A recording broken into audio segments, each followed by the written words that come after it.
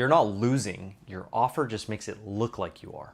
An often overlooked part of your offer that really stands out to a seller and can make or break whether or not they view your offer as a strong or weak offer comes as what we call the deposit.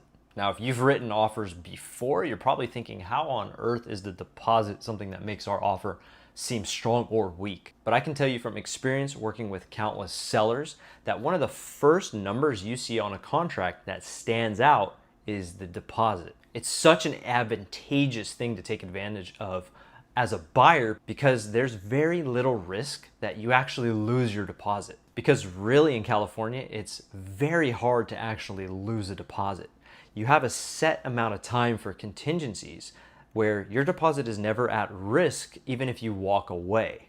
Those contingency clauses within the contract protect you and give you an opportunity to do your research about the property and make sure it's something you still want to purchase. Now, once you get to that timeline, you make the final decision on whether we're moving forward with this property or we're going to back out and find something else. If you decide to move forward and then within the last few days before closing, you change your mind and try to walk away, well, now you're at risk. You're probably going to lose your deposit. But as long as you don't play games and you're very certain on what you want in a house and you don't sign off on those contingencies until you feel fully confident that you are going to the finish line, then adding a little bit higher deposit than normal can make your offer stand out significantly to a seller. Because a seller is going to be thinking that's money that a buyer's putting on the line.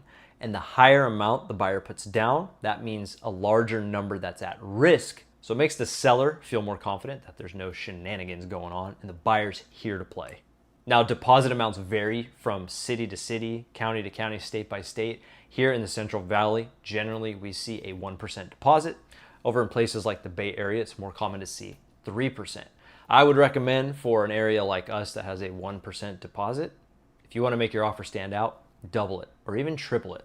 Because on a $500,000 house, you're talking a $5,000 deposit going to $15,000. Just keep in mind the deposit money has to come out of your account and sit in the third-party escrow account. So you need to have that money liquid and available to transfer. But don't worry, it just sits in the account and then goes towards your down payment or closing costs when you close.